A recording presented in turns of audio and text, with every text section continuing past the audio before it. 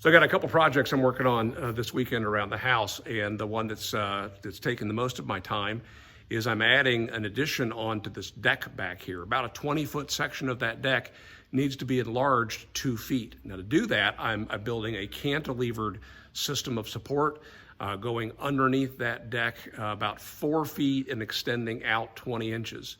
Actually, it's going to go about 5 feet. Anyway, so I'm moving these 2x10s that are 12 feet long, a bit too long for my 8-foot trailer, so that was kind of fun. I had to buy some bags of sand just to give me enough weight over the hitch.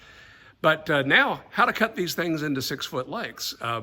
Obviously, this is one of those cases where pushing a 12-foot long board across a ChopSmith or any table saw safely and accurately is going to be difficult. So this is why I'm incorporating into this project. Let me show you. Gonna change, adjust for my lighting difference here.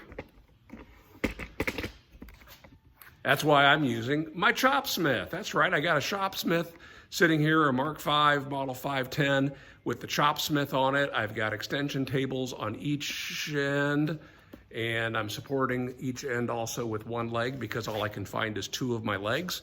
And it's doing a wonderful job. And so I'm cutting these right dead center on the 6-foot mark. So check this out. You can see how this is done. You know how to chop a board in half on a chop saw, but let me show you what I'm up to.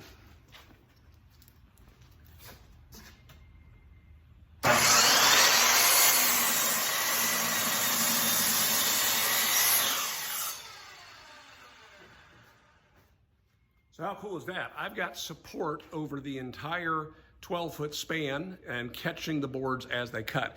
I got my extension table set just a hair low so that the stock will go this way and not bind in the middle of the cut. It's working quite well. I can highly recommend it.